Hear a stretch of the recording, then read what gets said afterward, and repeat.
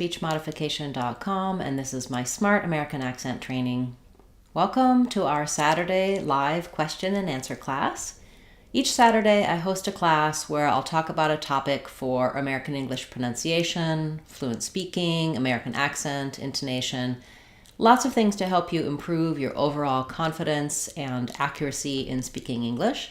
Please feel free to put your questions in the chat at any time. And if you're watching this later on as a replay, you can leave questions in the comments and I'll reply to your comments with information and resources here from our channel and from our website, speechmodification.com. At the start of class, we always have a topic that I discuss that I think might be helpful for you. And today I want to talk about some pairs of words where it may be that you're making these two words too similar, rather than making a difference between science and signs. They might be too similar, and we're going to talk about why this happens, how to make sure that you're using all of the correct number of syllables in a word, and give you some more examples. So let's get started. When we look at the words science and signs, there's a couple of differences here. The main one being that in signs, it's one syllable. And sometimes people ask me, what is a syllable? A syllable is basically how I can break a word apart. So some words, like signs, only have one syllable and I can't break them apart. A syllable always has a vowel sound and it might have one or more consonant sounds. So we can have a syllable with just a vowel, like the word I is one syllable, or a vowel plus a consonant, like am, that has the a vowel and the consonant. That's called a vowel consonant syllable. Or we can have a consonant vowel syllable, like to, that has a consonant sound and a vowel sound.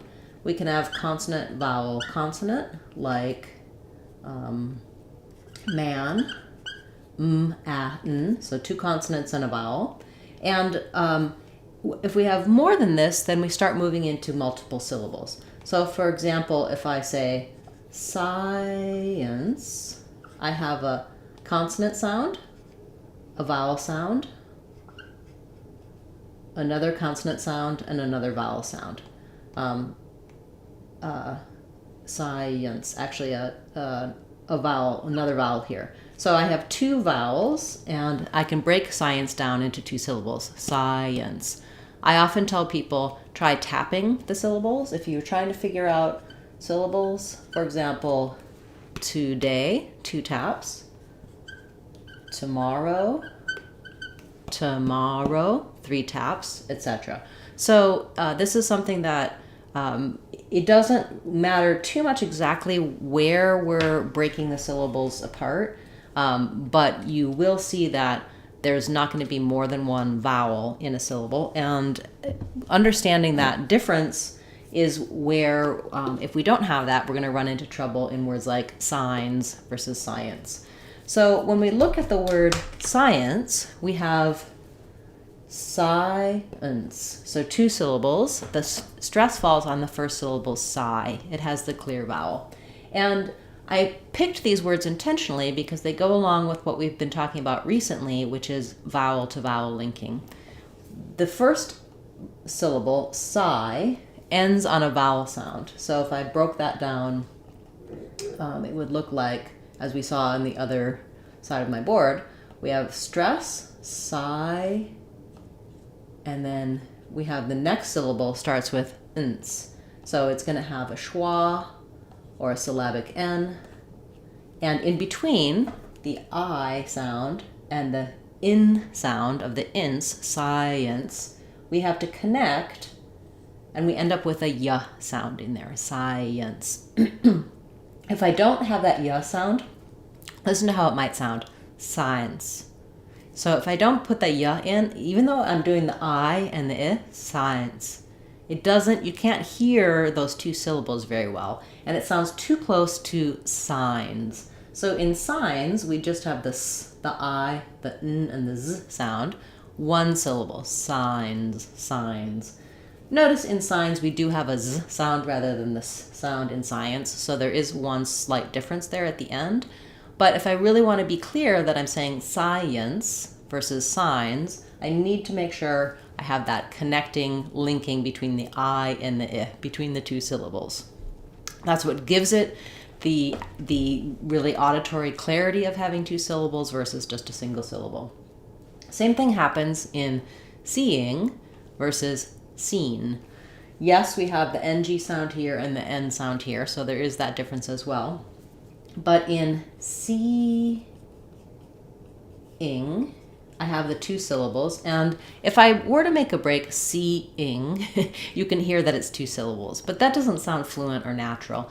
As I move from the E, that high front vowel, to the ing, seeing, you can hear that y sound connects the two vowels and makes it clear that I'm saying two syllables, seeing, versus in seen, I'm just moving from the S to the E and the E to the N, seen, just one syllable. So seen versus seeing. Another example, same thing happens in being versus been. For being, same idea that I have the E and the Y sound connecting those two syllables, being and been. So I can give you some more examples of where this happens, but where I see this affecting our speech and being important is in longer words that have multiple syllables with vowels in them. So for example, a word like experience has this E-yence with our vowel-to-vowel linking in the last two syllables. Experience, E-yence. And often, if you don't have that vowel-to-vowel linking, you might say this word experience, and you're not really pronouncing it correctly. You're losing some of those syllables at the end. So being aware that if I'm saying experience, E-yence, those last two syllables are connected by that vowel-to-vowel linking. Or another example would be like in graduation, we have the U and the A syllable, two vowels in a row. This time it's a rounded vowel, so it's going to sound like graduation.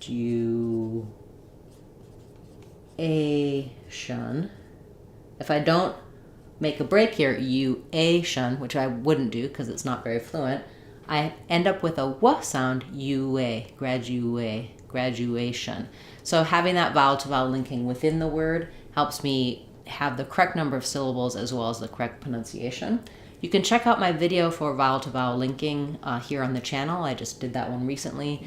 And you can learn more about linking in general, pronunciation of words, and some of these more advanced ideas of syllables in our courses on speechmodification.com. Check out our American Accent 6-week course and also our Sounds of English course to help you with breaking down these sounds and patterns so that you can really make a clear distinction between single-syllable words and two-syllable words like science and signs, seeing and seen, being and been.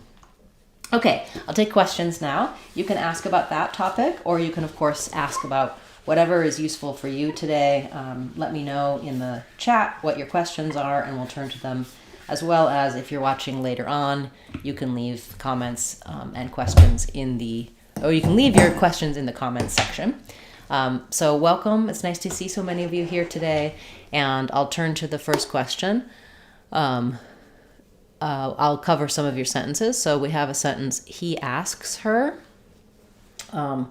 So I just now said that with a little break in between. He asks her. If I'm being very clear, it's okay to say that. As I'm linking, though, in connected speech, he asks her, I might end up having a little bit of a connection there with a y sound, just like we were talking about in seeing, that he asks. We have to do vowel-to-vowel linking there.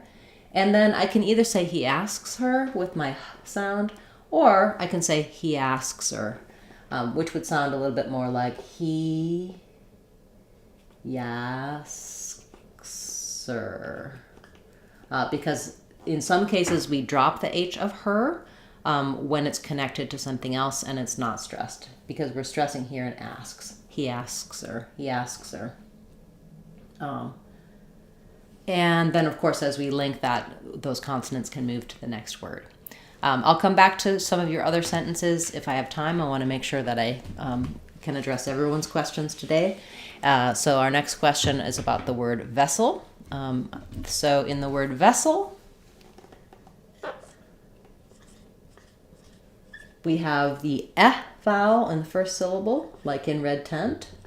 We have first syllable stress. And then the word vessel, soul, you might see it in the dictionary with an I or an here, or even just no vowel, because that second syllable is really more of a syllabic L. It's very reduced. So thinking about ves, and then you're just going to go from your s sound very quickly to your ul sound with the back of your tongue down and the front of your tongue lifted. Vessel, vessel. Same thing happens in the word syllable, missile, Seattle.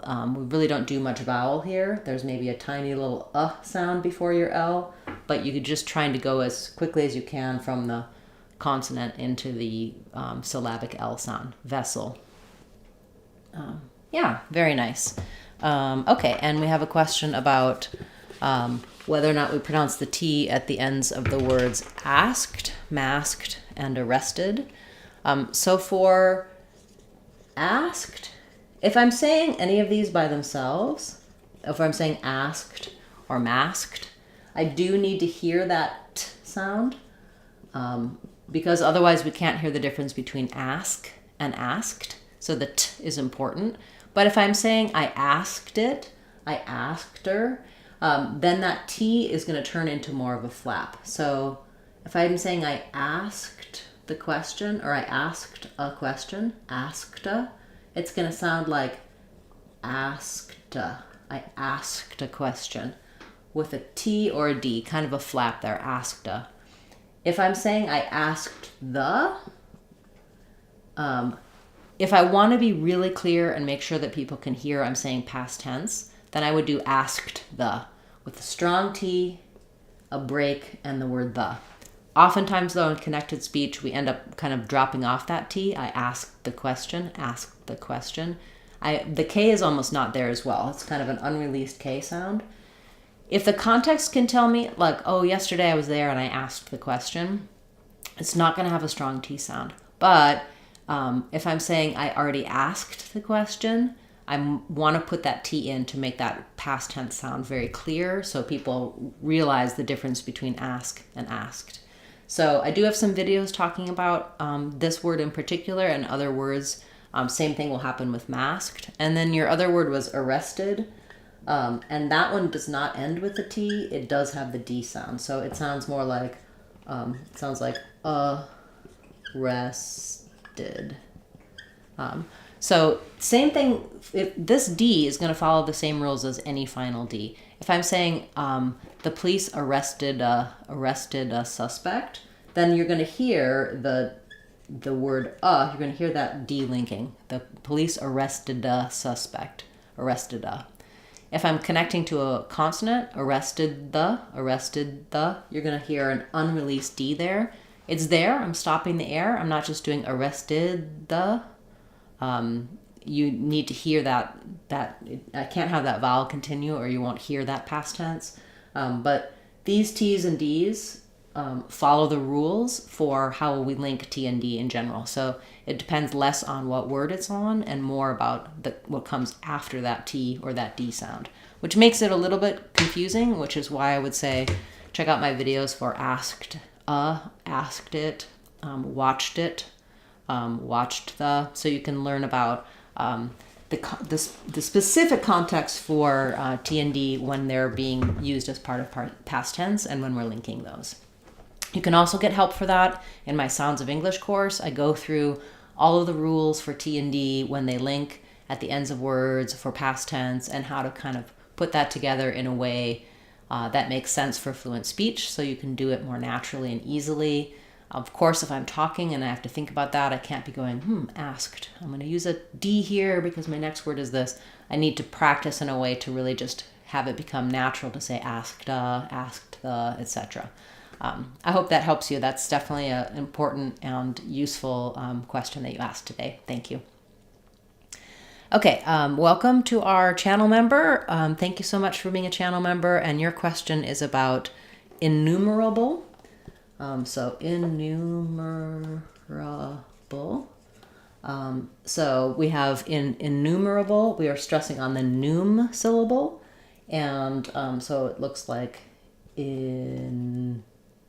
so you can think there's two letter ends here. So I am saying innumerable, but innumerable, I connect those two N sounds. So the stress goes between the I and the N sound. Innumerable. And here we have another syllabic L, just like we had in vessel.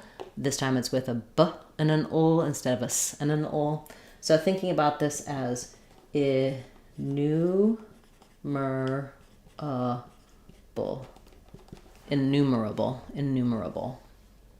I think the only thing about the two N's here is that you might notice a little bit longer sound on the N and a smooth connection between those first and second syllables in innumerable. Great question. Thank you so much. And I appreciate your support as a channel member. Okay. I have a question about sheep, cheap, and ship. So I do have a video covering these words and patterns. And would you say chip? Oh, you said ship. Okay. So first of all, we have the SH versus CH sounds.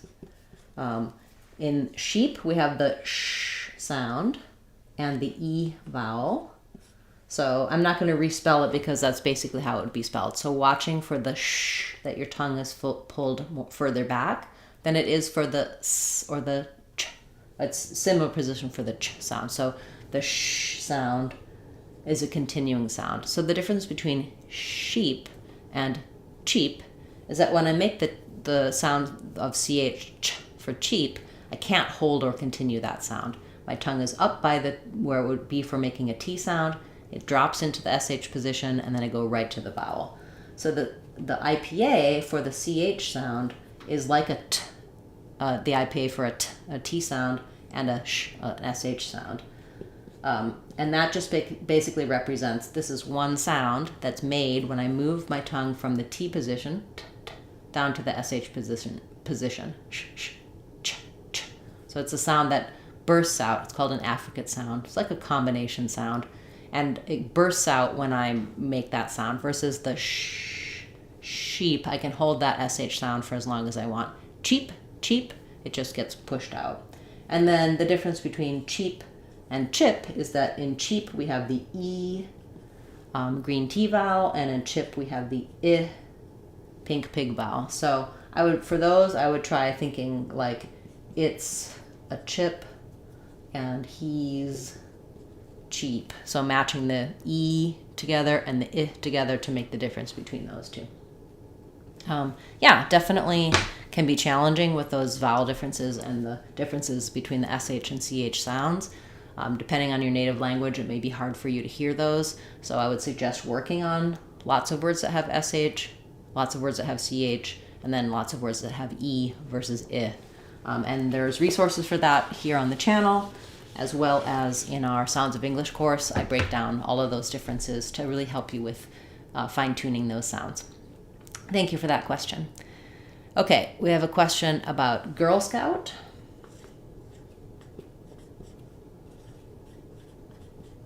So in Girl Scout, we stress on girl. It's a compound noun. When you have two nouns together like this, the first noun gets the primary stress, and the second noun also gets some secondary stress. The challenge here for most people is probably the word girl.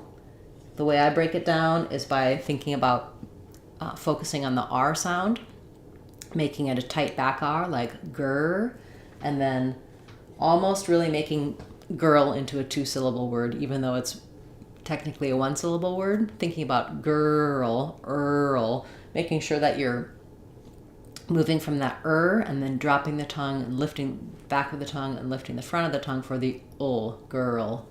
And then scout has the ow sound, so you can think about it like ow, scout, or ow if that's more helpful for you. Basically, Girl Scout is how we would pronounce that one. Very nice, thank you. Okay, we have a question about For ladies and kids, how you pronounce the sentence. So for ladies and kids. Depending on the context, for might get reduced to more of a for ladies. Thinking about ladies. And then and might get reduced a little bit to just the n sound for ladies and kids. And then with kids, make sure you have your z sound at the end for ladies and kids. So in terms of linking, your stress is going to be on the lay of ladies and the word kids. You're going to be able to reduce and to more like n, and for might get reduced to more of a fur. Thank you for that question. Okay, we have a question is about how important the R sound is when pronouncing words like world or girl in American English. It's extremely important. If you aren't pronouncing your R's correctly in those words, people won't be able to understand you very well. So definitely the R is also the most crucial sound.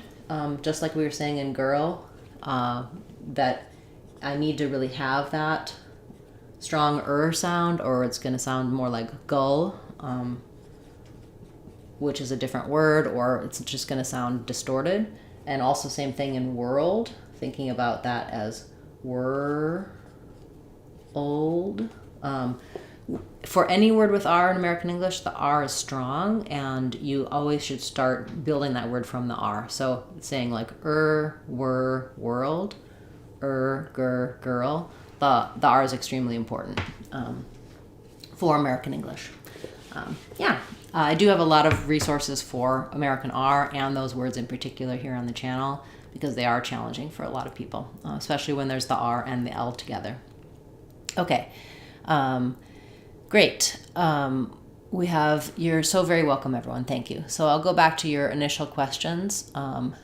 We had a question about they turned on the gas and they turned on the electricity.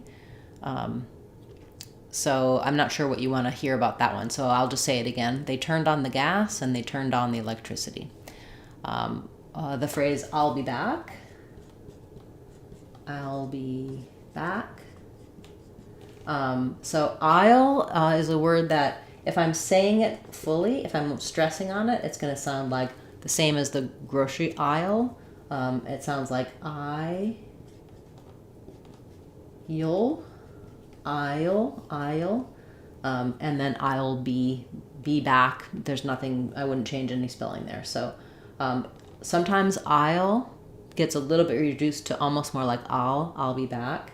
Not all the way to all, but a little bit like the I gets, instead of becoming two syllables, gets to be more like one syllable, where the I diphthong becomes more of just kind of an ah sound. So I'll be back, or I'll be back. I'll be back with the ah sound.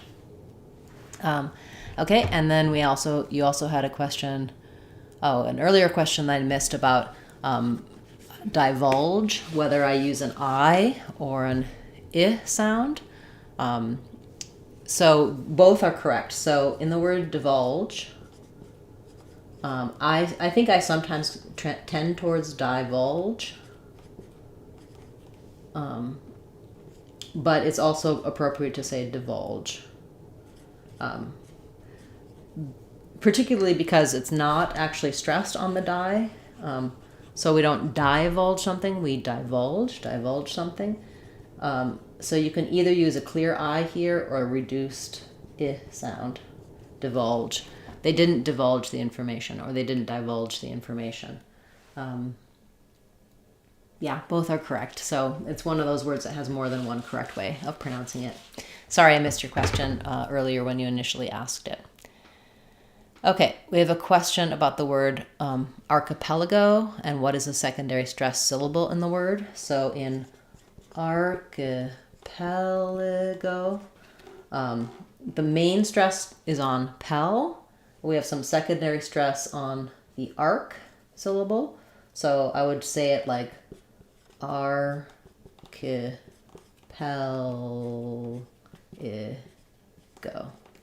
archipelago.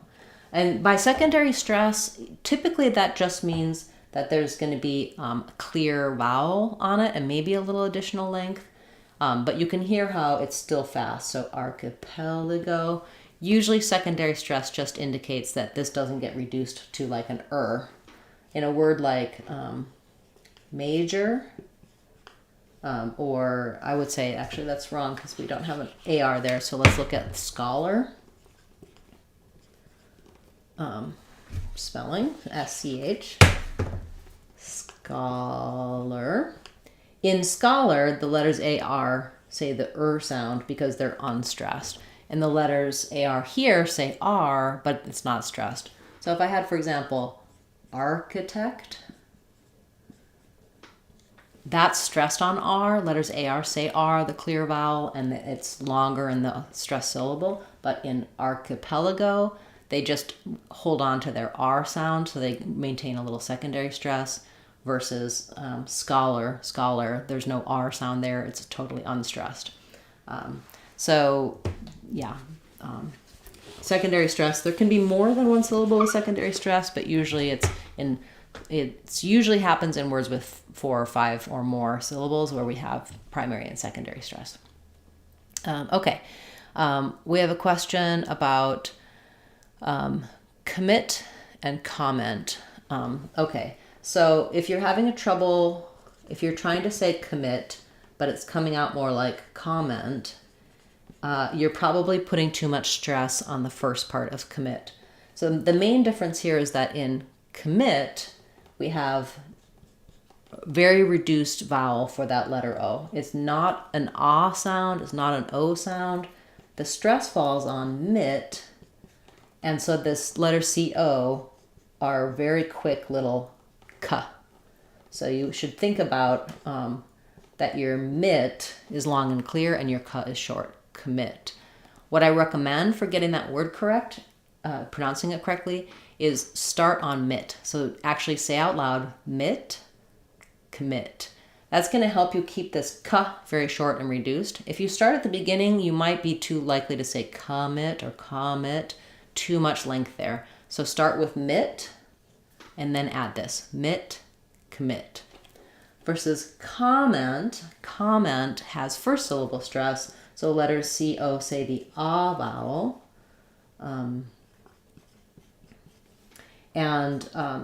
Then they're nice and clear with the ah sound, comment. And then also in ment, we do have a clear vowel there and the N sound, comment versus commit. So really, if this is the one that gives you trouble, use that technique of saying mit first. That should help you with the rhythm and to get rid of any additional sounds or clear sounds you might be making on the letter CO.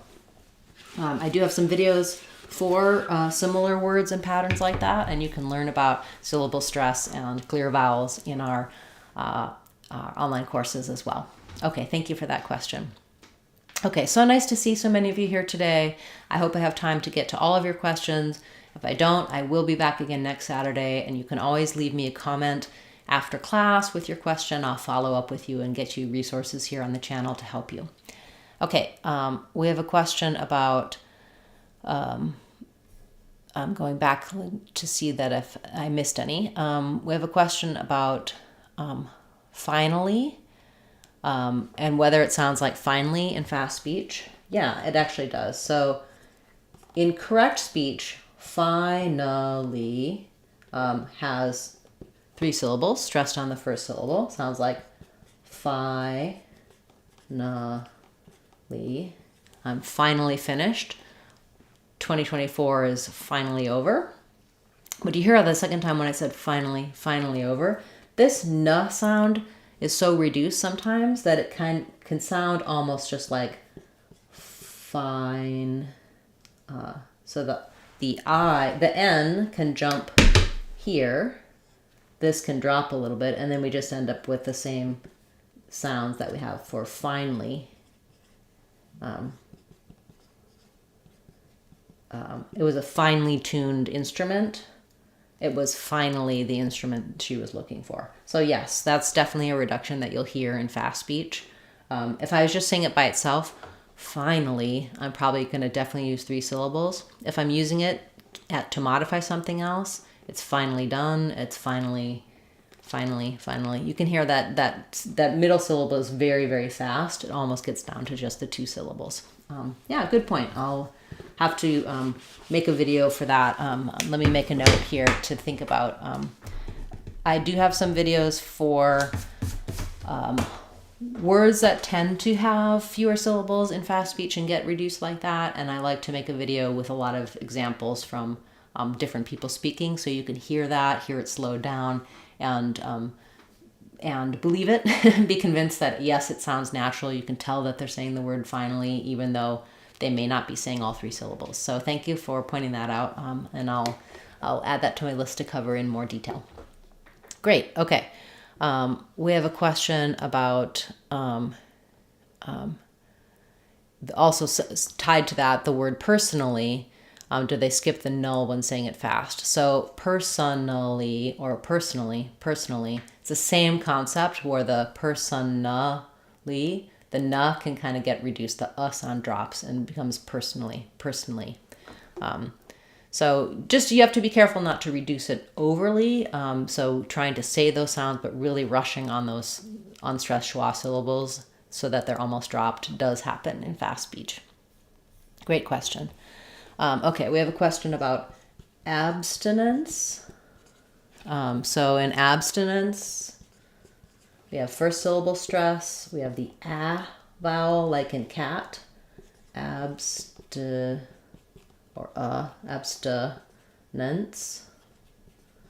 So I would think about that like abstinence.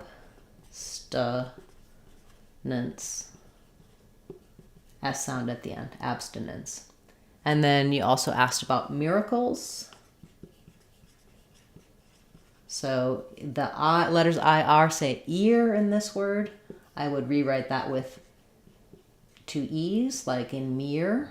And then letter A is unstressed. It says the schwa, mira. Then we have another syllabic L here where the k and the ul sounds come right together. And the letters ES say the z sound here. So miracles. Yeah, okay, very nice. Thank you. Great. I'll take a few more questions and then I'll need to wrap up for today. It is so wonderful to see so many of you here today. I hope you're having a nice holiday season and enjoying the last few days of 2024, getting ready for your New Year's resolutions or your celebrations for the beginning of 2025. I hope it's a good year for you, and I look forward to many more classes like this in the new year, and helping those of you who have New Year's resolutions for improving your pronunciation and accent, providing you resources for that as well. Okay, we have a question about the word math. So math, again, has the a vowel like in cat. And then we have the voiceless TH sound. So there's no spelling difference I would make here. You can just practice other words that have the th sound. If that is the part that's giving you trouble, math, you might want to try just doing it without the, just doing the TH sound by itself. Rest your tongue gently between your teeth. Blow the air over it. Then add. For example, do th, ath. Try to transition from the vowel into the TH and keep that air flowing. And then you can add your back. Ath, math. You can also try putting it in some short phrases like math is, and kind of linking your TH to the next vowel sound. Great. Okay, we have a question about unstressed can and can't without the unstressed T. So thinking about, I have several videos about can and can't, so I'll put a link to those in the comments after class so you can go to those videos. But the main things to know are, if I'm saying I can and it's stressed, it's going to have a long vowel, I can. But most of the time, can is being used as a helping verb, and it's going to sound more like can. It's going to lose that clear a vowel, and it's going to be quite reduced. I can go. So you're going to be listening for the can sound, not having that a. If I'm saying I can't, by itself, I'll say the T, I can't. My a sound will be long. I can, I can't. You'll hear the T. But in fast speech, I can't go. we're going to use an unreleased T. It's not going to come out. I can't. We're just going to stop the N very short and keep the vowel very short. I can't go. But it's going to still have that ah sound. So I can't go. Listen for the ah. I can go. No, basically no vowel or just a vowel schwa in this one.